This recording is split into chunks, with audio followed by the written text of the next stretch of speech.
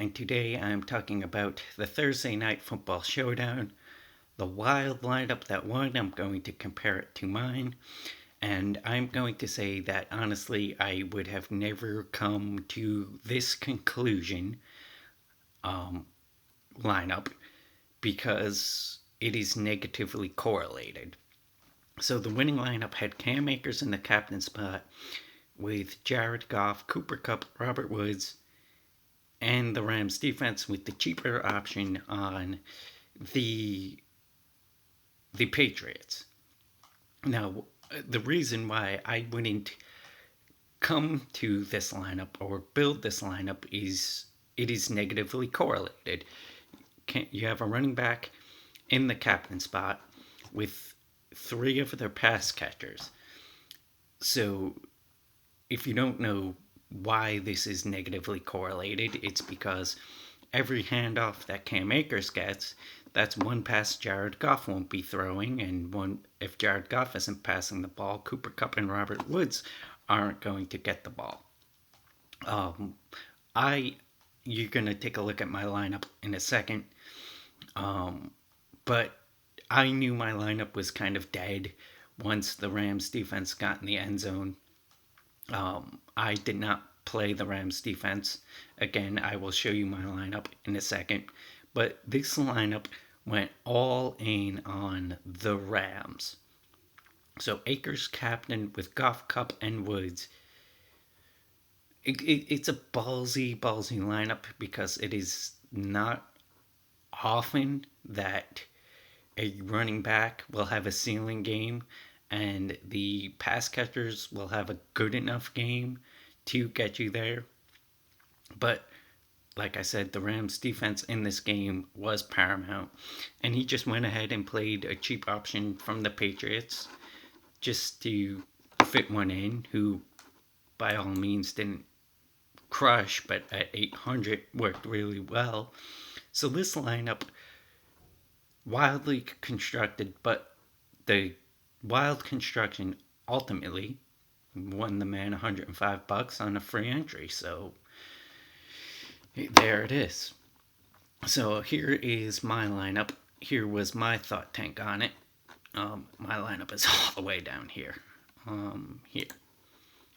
So I played Kupp in the captain with Goff, Woods, and then I went with Van Jefferson at 2,600 as my contrarian play. I went with Van Jefferson because it fit my Jared Goff narrative. If Jared Goff was going to have a big game, I thought Kupp and Woods would have a big game, and I just jammed in Van Jefferson because if he catches a touchdown, it gets lumped in with my Jared Goff play. And I also had Jacoby Myers and Sony Michel on the other side of the ball. I had the best projected receiver with a pass catching running back on the other side.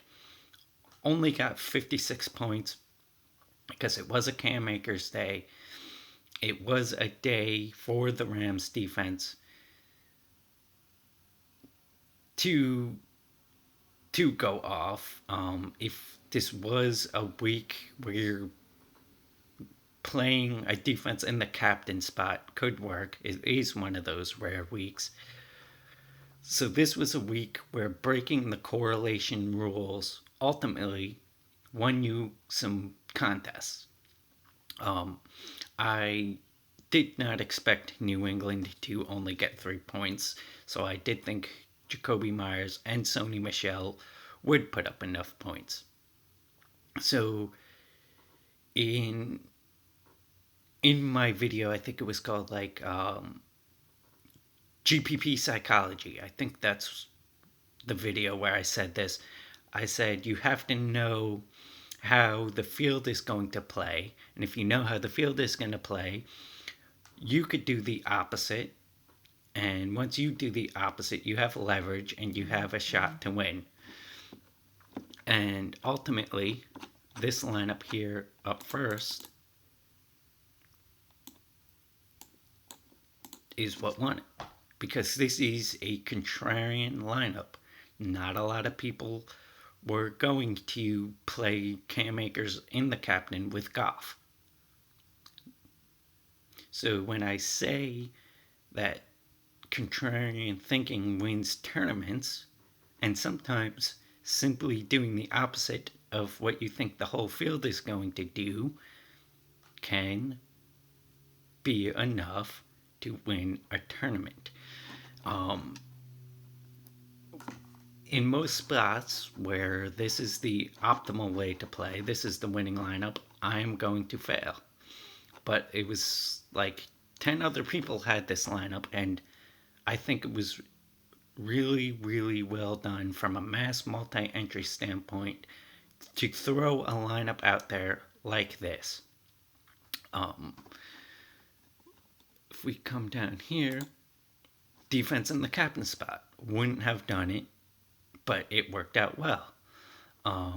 Propelled like 5 people from 37,000 to 26th place.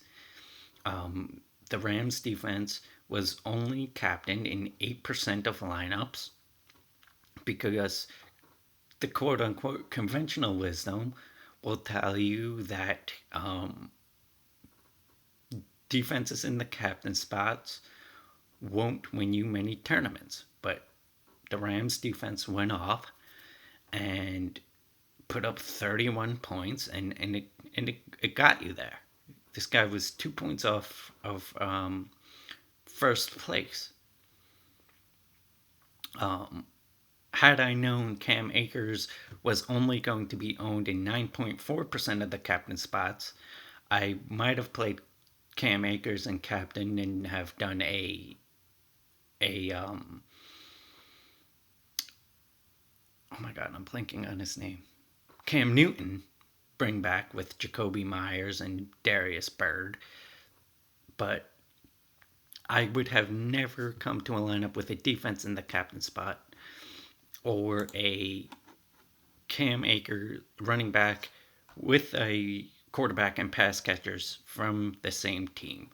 So this is the ultimate example of contrarian thinking, taking the rules, knowing the rules, and breaking them, that ultimately got them the victory.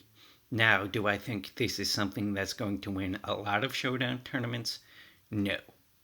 I think this is an outlier event that's not going to happen often, but in GPPs, you don't have to win often. I say that a lot. When you're playing GPPs, you don't have to win often, you just have to win big, and ultimately, that's what happened here.